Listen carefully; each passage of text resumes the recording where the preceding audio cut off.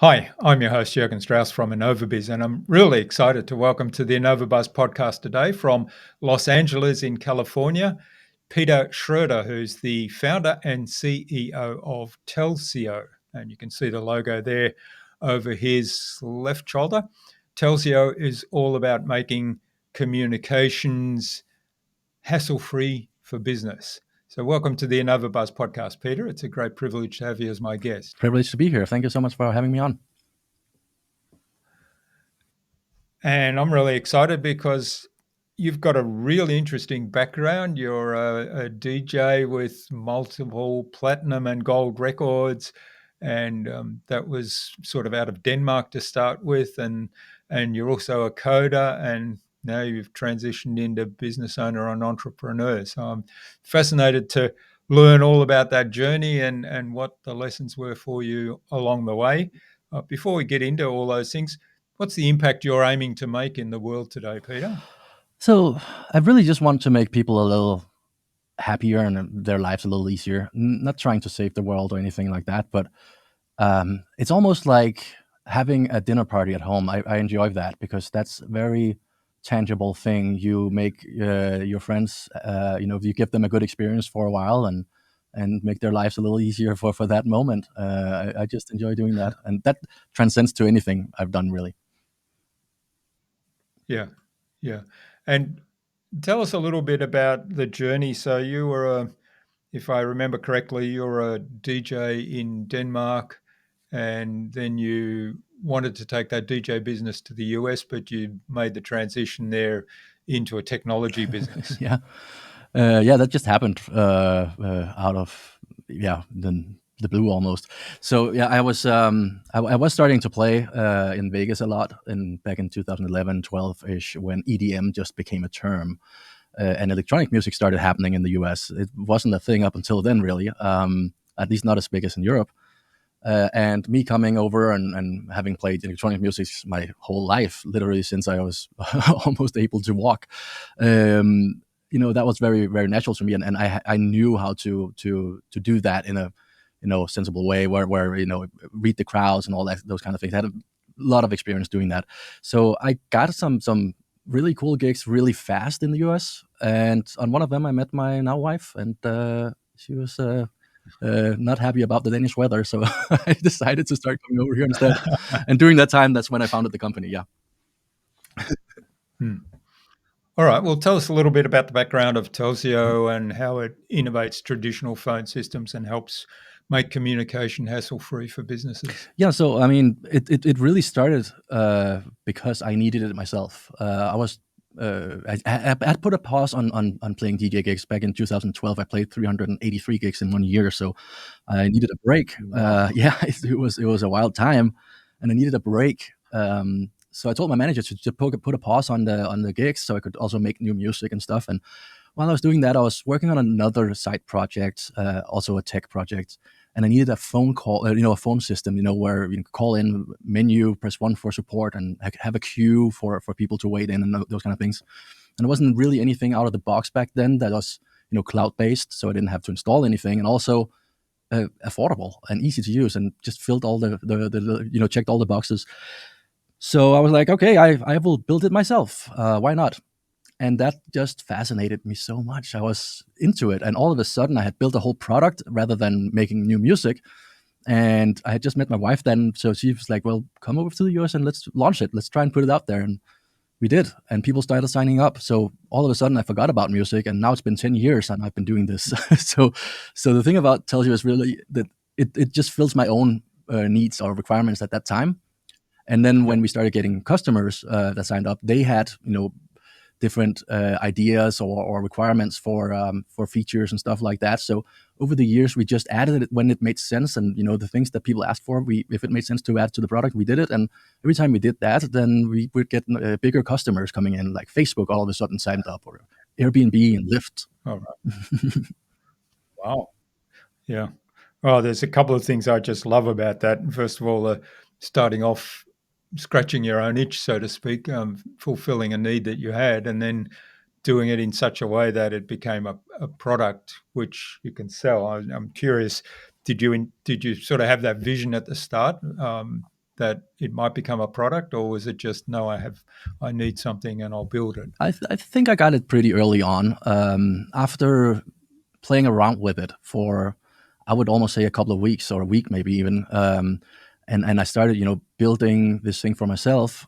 I kind of saw already that here's something, and I made, I don't remember exactly when, but I did the math at some point where I said, okay, if I buy connectivity for this much from a carrier, and I do this and this, and I charge so much, well, I can actually make money off of this. There's actually a business to be had here. So I did that pretty early on, but it didn't really manifest into something real that we could launch until, I would say, 3-4 months later. Hmm. Yeah, and that's interesting. That I mean, often people do that and realize that hey, somebody else must have this problem as well, and go through that exercise of doing the maths and okay, Yeah. we might be able to make this work. The other thing I really love is that you then um, took on board suggestions from customers to improve the product, which led to those big contracts you shared with us. Yeah, that's always been a really important thing for me. We didn't take in funding, so I had to do tech support for the first, I would almost say, 3 years, 2 years at least, and customer service and stuff like that. So I was on the phone every single day, and I am so grateful that I had to do that. It wasn't necessarily fun at the time, but it's really important. I think it's something that all CEOs should do once in a while, maybe once a year, just one day, because you learn so much about the pain points, the things that your customers are actually asking, and you discover these feature requests or these different things about them that they don't even know. So these are the things that start my brain and make me invent new things that haven't been invented yet. But just by listening to the customers and asking, hearing what it is that they say that they struggle with. Yeah, I love how you said every business owner should sit on their help desk and listen to their customer. And I had to laugh because I've just had an experience with Stripe. Yeah. So I'll name them here and name them and shame them. Um, it turns out that so I invite all my podcast guests to my community, as you know, and I give them a coupon code to join for free to bypass the payment. Mhm. And it's a complimentary code as a thank you for them being on the show. And recently a guest came back to me and said, well, I went to sign up for the community and I applied the discount code and it was successful. But then it asked me for my credit card. Oh, And so I stopped at that point. And my response was, well, hang on, that shouldn't happen. It's never happened before. So first thing I did, of course, was sign up with a test email to see what was happening because I know that it wasn't happening yeah. before. Sure enough, it applied the discount, but for a zero charge, it was going to Yeah. require me to put in my credit card information. And so I went to Stripe and I went on their help system and got to chat with somebody who said, "Oh, yes, we made that change back in August." Oh, great. I, Thank you for I telling guess me. why yeah, thanks for telling customers. And then they said, but it's only for subscription products. If you change it to a once off payment, then that won't happen. So, okay, so I went in the system, rearranged stuff, changed it to once off payment, tested it again, and sure enough, it asked for the credit card Oh, information again. Oh, so I went back to Stripe and gave them some feedback and said, this is just totally unacceptable. Why are you collecting credit card information when there's no payment? And and I thought, to me, that is such a no brainer. yeah. And it's a perfect example of probably somebody not listening to customers. Yeah, exactly. And it's interesting because I am actually a huge fan of Stripe normally. It's sad to hear this because they are one of my big idols when it comes to businesses in terms of how do you build a good product, and how do you price things in a reasonable way.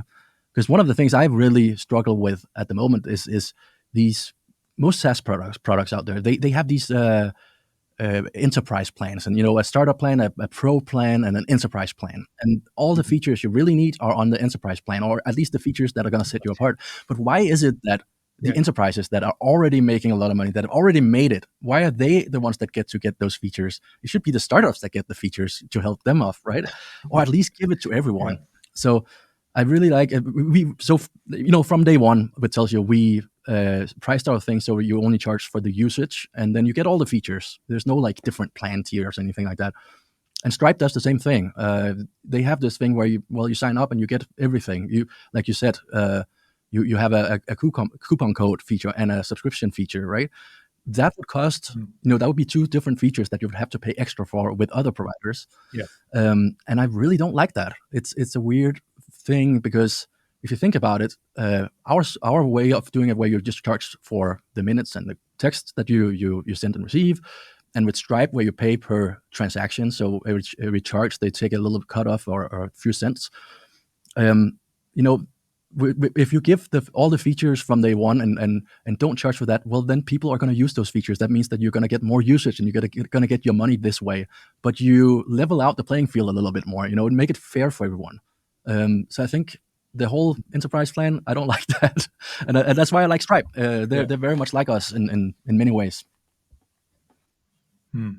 Yeah, that's a really good point. And I have come across quite a lot of software there where I think, okay, the stuff I need is in the enterprise plan, but Yeah, it's, so I unfair. can't afford the enterprise fees. Yeah. Exactly. Mm. Mm.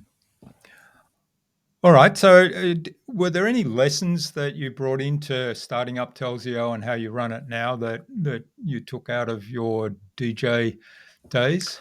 A lot, I would say. I actually had a conversation with a good friend recently where we talked about how it is, or why it is, that a lot of our old colleagues from the music industry are in really big positions across the world. Really, it seems like the ones that have had a really good career in music, or at least as DJs, especially at DJs, um, they have done really well for themselves afterwards. And I think the reason is probably because you are a one man band when you are a DJ. You have to do everything from of course DJing, but also your own promotion, your own bookkeeping, your own everything. Uh, so you're a business, and if you learn how to do that, and if you can do that, then you can make it pretty far. But without that, it's going to be really, really difficult to make it in that industry. So I think that's probably one of the reasons why we see a lot of those guys out there. And I've learned a lot, just general business from being a DJ. But besides that, I had a record label for a few years in the mid 2000s. The worst time ever to do it, when right after Napster and right before Spotify. So right when there's no music sold at all, the lowest period of the music industry ever. Great time to start a record label, but I did. And um, at that same time, I had a band and I was touring, and I just said yes to everything. And I have raging ADD, so everything that sounds interesting, I want to be part of. And if someone asks me if I can help with something, I just want to please them, so I say yes. And I started burning bridges because I couldn't do everything. Turns out, I don't have 28 hours a day, so instead of saying no, and I think that's an absolute valid thing to do, and there's no shame in saying no to something. I didn't know that back then. So instead of saying no, I said yes to everything, and that's the only thing that's actually worse than saying no is saying yes and not following through. So I learned, after basically crashing and burning a lot of bridges and friendships, um, that I need to learn how to say no, and there's no shame in that.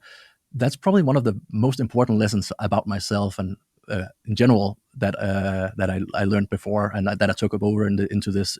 Keep focus. Don't try and do everything. Don't try to be part of everything, but be really good at something. Yeah.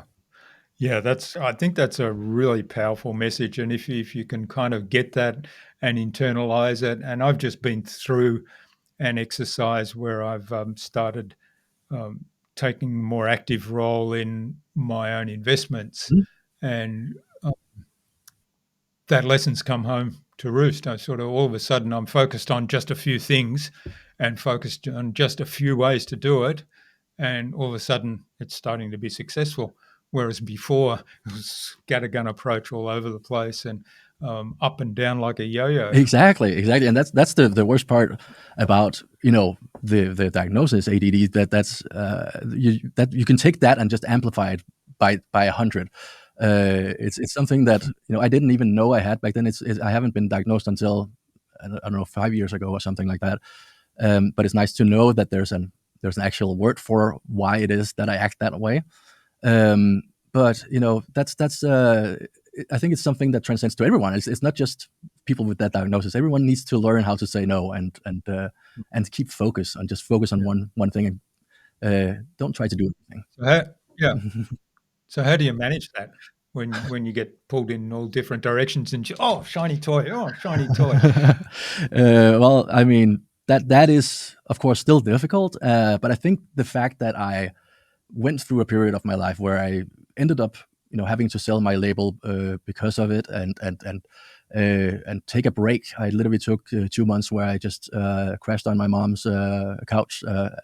As at age I think 24 or something like that, where it's not the most fun thing in the world to move back to your mom.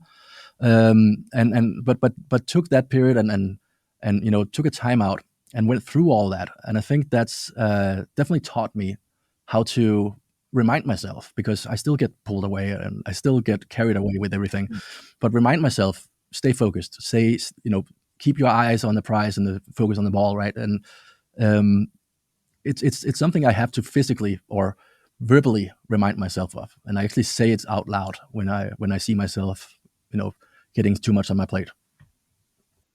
mm. So awareness and then being alert to when your attention's being drawn somewhere else.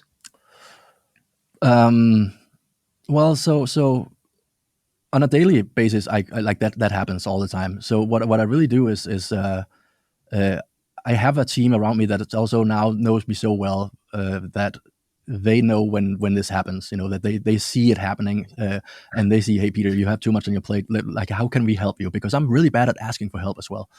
I think a lot of entrepreneurs are, and it's not really for me because I don't want help. I'm not protective in that way about what I want to do, but I just want to get things done as soon as possible and as good as possible. And you know, if I can do it myself, then why bother someone else?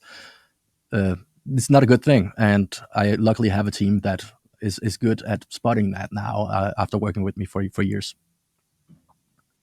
Hmm. Excellent. Well, let's talk a little bit about team. So, Telzio, obviously, at the start, it was you and your wife, hmm and then you've built a team from there. How did you go about building that team, and how did you go about building the culture into that team that you wanted to have in the company? So the funny thing is, I'm a terrible manager, and I don't like managing people. Don't like people telling people what to do, and definitely not following up. So I very very purposely built a very small team. We are probably 10% of the headcount of our competitors with the same amount of customers. Um, so what I've done is I've over the years been able to find some people that are really really talented and very independently working, and get those on board. And so I don't have to manage that much. For me, it's more about leading, and I think there's a very important difference between leading and managing. Leading for me is setting a vision and being so excited about that vision that it rubs off on the entire team, and get them so excited about this thing that we're building and creating, that they put everything they have into it. So, like, if you really want to harness the power of your employees' skills, then you need to get them excited about it, and you need to get them free power to do things that they think is right. Um, Even if and you probably don't, but if you do know that it's gonna go wrong, whatever they're trying to do, let them do it anyways. Let them fail, because giving them the power to do that is really really really important for their motivation to give you all their expertise essentially in the future. So that's been really important for me over the years, to find those kind of people, and also find people that complement me and get things done that I don't do. Because again, back to the ADD thing, is I can get really really good at certain things, and I can go all the way to the bottom of the rabbit hole and start digging for more if I'm interested in it. But if I'm not, then it just doesn't get done. There's no it doesn't even matter how easy it is. So finding people that complement that is really important. And then The culture, I think, is incredibly important. And we had a good culture before COVID, in person culture, where we had happy hours and karaoke and stuff at the office. And then during COVID, everyone had to work from home, and we had to learn how to do that remotely. And that took at least a couple of years. We are there now, but it was difficult in the beginning. Like, how do you do that? What I really found out at the end was, if you can find people who are comfortable enough to post memes that are a little bit inappropriate on your Slack channel or Teams or whatever you use, then that kind of lightens the mood a little bit, and builds that culture, because people can laugh at the same thing, and it's a little inappropriate. So they will have something on each other, kind of laugh, and that builds the Yeah. culture in a weird way. And we've really seen that happening, because now, after COVID, we actually kept working from home, or most of us, and we're down to, I think, we're only 4 people at our headquarters now, where we were a whole floor Mm. in the building, in an office building before, and everyone's working from remote, and we from home, and we're team members all over the world now. So we managed to do it, but it wasn't easy. Mm. Yeah, it's fascinating, isn't it? The COVID kind of opened the eyes of a lot of people to who perhaps hadn't been working remotely or hadn't had these sort of remote conversations Hmm. online, and now all of a sudden people were forced to do it, otherwise their business would go under, and they realize, oh, we can actually do more this way in terms of maybe smaller offices, less cost, less overheads for office Yeah, space, and maybe, as you pointed out, a global team. Whereas in the past they're all in the headquarters, or maybe if I wanted um, a presence in another country, I had to open up an office there, and with all the bureaucracy that involved yeah. I mean, and we we we, costs. we we opened an office in Copenhagen. I actually have a subdivision in Copenhagen, or in Denmark, and we still do, but mostly just to pay out salaries now, in that country. Otherwise, it's really not being used much, and uh, it works well. I would say one thing that I regret doing, with all this, is we had a person on our team that, one of our first employees, and started out as a salesperson, but and she was really good at that time. But as we grew, she kind of, I think the company grew from her in terms of that role, and I did the wrong thing Mm, of firing her right after COVID, because she wasn't doing good as a salesperson. She was not the born salesperson. The thing was that she was the culture of the company. I didn't realize that, and how I didn't realize how important it was. So when I fired her, I really just fired the entire company's culture. It was gone. There was nothing. mm, No wow. one talked about anything else than work, and there was no camaraderie or anything like that. It was gone. And after seeing that for a year, I actually had to be down on my knees and beg her to come back. And now she's running the operations of the company, and really doing an amazing job at that. On top of that, she's running the whole culture. She said we promised her a Yeah. bigger pay, and freedom to go do everything culture related in the business, and she's doing a badass job on that. So uh, that was a huge mistake of me. I don't know what I was thinking. I didn't see that, how big effects she had on Yeah. that, but it was very, very clear when she was gone. Yeah. Yeah. Well, I love that you pushed your ego aside and said, okay, well, best solution here is to bring this person back and put her in a role that is actually suited to her talents. Yeah, and the interesting was that she had become a good friend over the years, because she was one of the first employees, and I was physically sick for a week after I had fired her. It was Mm, really affecting me, because I didn't feel good about it. There was something wrong, and one of the things was, probably I had a gut feeling that this was a bad move. But the other thing was also, I really didn't want to see her, leave in that way. She was a really good close friend of all of us. So being able to actually have her come back was a huge win, and that she actually accepted the offer. That was wild that she was doing, she did that.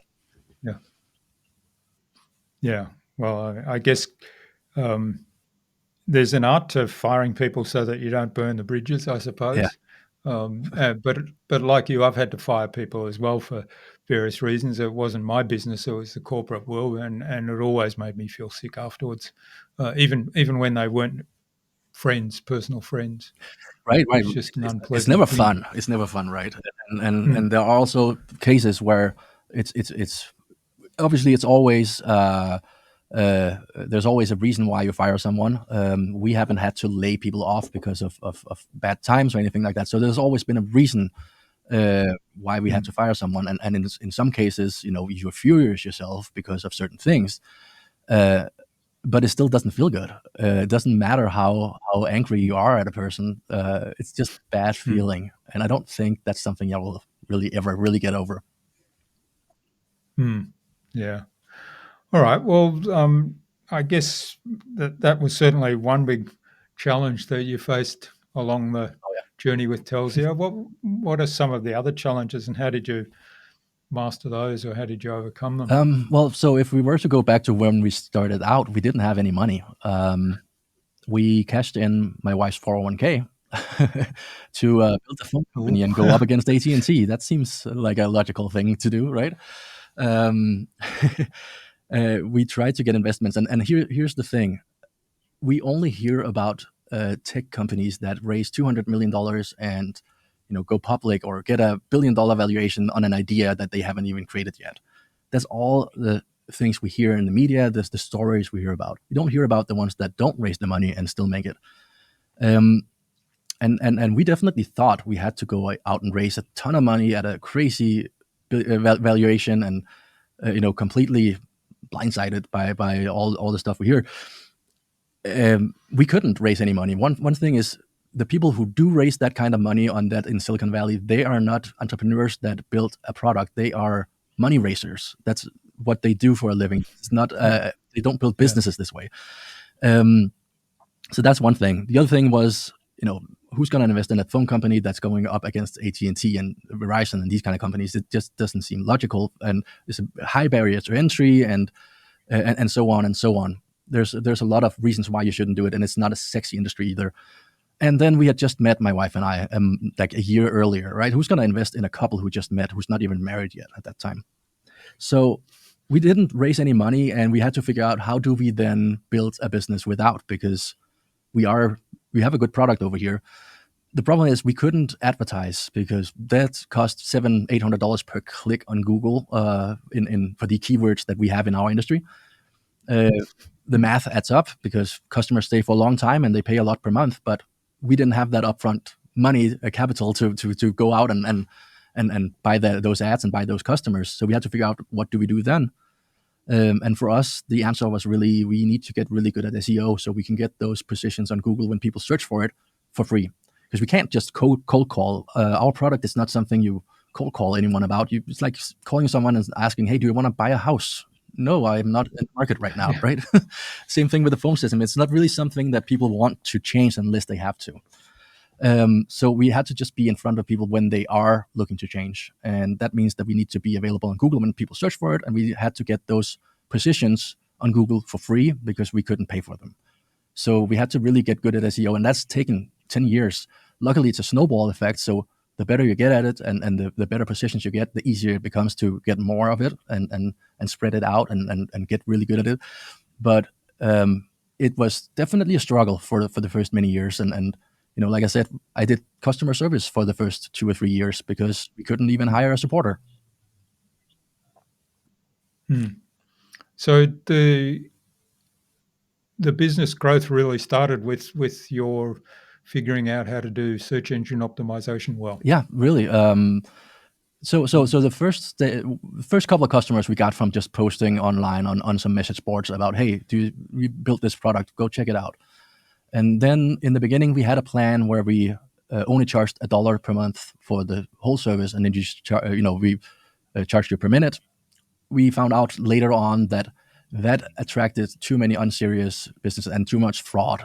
So at some point we, we mm, we we realized we have to put a minimum cap on it, and that ended up being $50 a month for the whole service, and then you pay for the service, the minutes and stuff. But that's part of the $50. You just have to pay at least $50 a month, right? That worked out really well. But yeah, it started out with that, and then we just started figuring out how do we optimize our website so that we get those search positions. And turns out you can't really trick Google into doing anything. You have to just make a good website that's relevant for whoever's searching for it, and that's the answer. That's the as weird as it sounds, or as simple as it sounds. You just have to create content that's relevant, because that's what Google wants. Google wants to, give their users, the people that search, relevant answers for their search queries. That's all they live off of doing. The more relevant the answers Google gives the searcher, the better, because then people will be using Google. So come back in. Yeah, that's right. That's it. Yeah. And a lot of people don't get that. And it's funny because our very last episode was with Philip Stenman, SEO consultant, and we were having this very conversation. So it's sort of very timely that the very next episode is a practical example of how that actually played out. Yep, very much. And it's actually fun because Google writes about all this on their blogs. They tell you what to do. It's not even, there's no secret. Yeah. Yes, it's funny. All right. Before we move on to the buzz round, one final question I'm curious about. I mean, there's a lot of stuff happening in the technology space right now. How do you see emerging trends in your industry or overall impacting on Telzio, and what are you doing to meet those? Well, I mean, obviously AI is changing everything. It's going to be a bigger change than the internet. But I think besides that, we're seeing this new trend right now that's kind of started with food delivery maybe 2 decades ago, where people started wanting to have their best restaurants food delivered at home whenever they want, wherever they want, right? You have this consumer pattern, that's a trend that you're seeing. And then during COVID, that changed to, or migrated and spread to groceries, where you now want your groceries delivered anytime you want it, and from the grocery store you want. And now we're seeing this thing with communications, that customers expect to communicate with their vendors or their businesses that they buy from in the way that they want. So having a phone number or an email address on your website and saying you can call us in these hours, that's not gonna do anymore. It's not a viable thing. So you have to be present wherever your customers are and wherever they want to text you, and that being on Instagram direct message, or Twitter, or a WhatsApp call, or whatever it is. You need to be there, and you need to answer, and you need to be everywhere. Because if you don't, then the customer will just go somewhere else to someone who does that, and someone else will be doing that.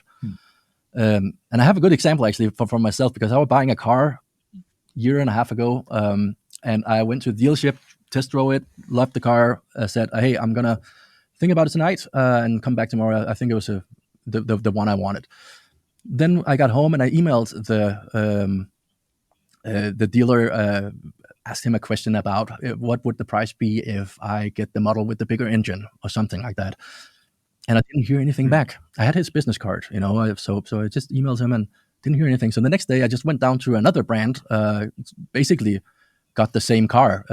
Some brands have the same exact car. They had the one I wanted, and I bought the same car from a different brand, different dealer. And 2-3 weeks later, I got an email back from him. Oh yeah, so I missed your mail. Do you still need that information? No, I already bought a car, and you missed out on a sale. And I had his business card, I had his phone number. I could just have called him and asked that question, and he would have sold the car. But I didn't feel like calling him in that day. I felt like emailing him, because I was holding my kid, and there was a lot of noise around, right? So that was just how I felt, communicating at that time. And because he wasn't present where I wanted him to be present, he missed out on the sale. Yeah, that's a great example, and I see that happen so much. And I think the classic one for me also is going back to what we were talking about earlier, the help desk situation of a lot of people, and our web hosting company is bad for that. I've actually bookmarked. There's a link to get onto their support system where you can lodge a support ticket, which, if the website's down, I need that addressed immediately. Right. And um, for a while there, went onto the site. I went into my account and I spent half an hour searching, how do I get in touch with these people? There's no phone number there. There's no email to write. There's no no ticketing system where you can lodge a ticket.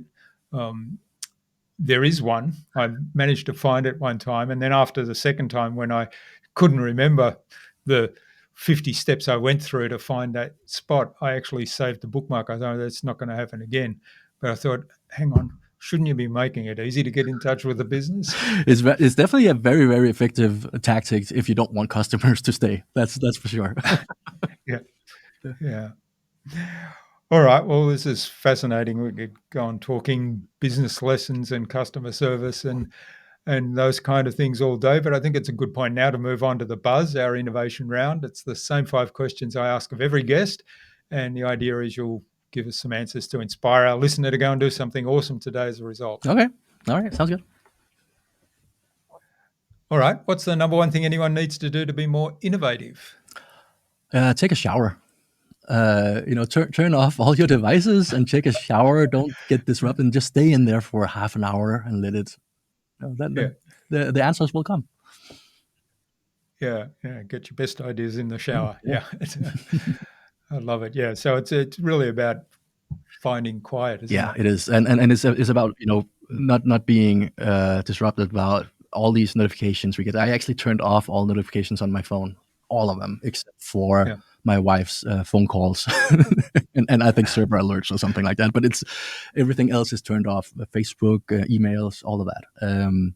So Oh, yeah, it's something that is almost like luxury today, but it's incredibly important if you want to be innovative.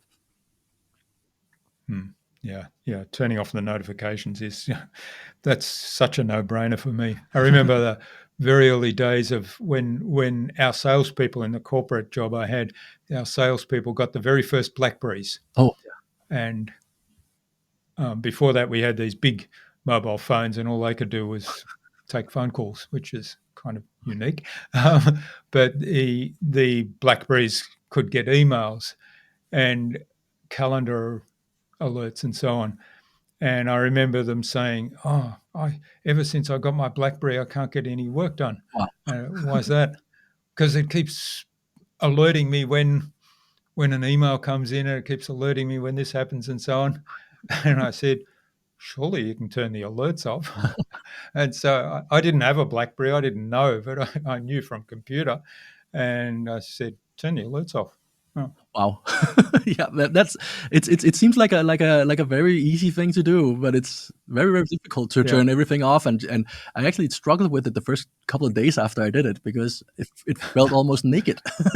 Like I felt like I was missing out on all these different things, but it turned out I didn't. yeah, yeah. Yeah. Well, I occasionally, when I install a new app, I don't think about it, and all of a sudden the phone gives me some alert, and I get really annoyed. Yeah, I say, super "What's annoying. that alert? It's not a phone call." Right, exactly. It's super annoying once you get used to Yeah. it. Yeah. Uh, all right. What's the best thing you've done to develop new ideas?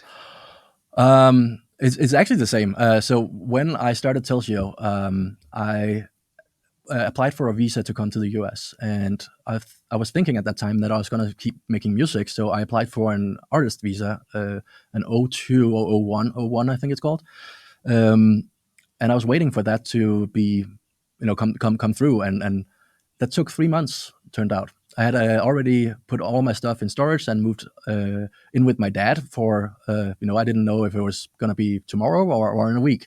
So it turns out that was 3 months, and that turns out to be a blessing because I was coding on Telshio at that time, and having ADD, Mm, you can multiply that thing about the distractions by 100. So this was during the winter in Denmark, and that's hard. It's a hard winter. There's nothing going on, and he lives in the middle of nowhere. So I was completely uninterrupted for 3 months straight, and I built the whole platform or the proof of concept. So again, it's actually still do it. I bought a vacation house in Denmark recently, and I go there to find that peace and off the grid to really get things done and get mm, get the cool stuff made.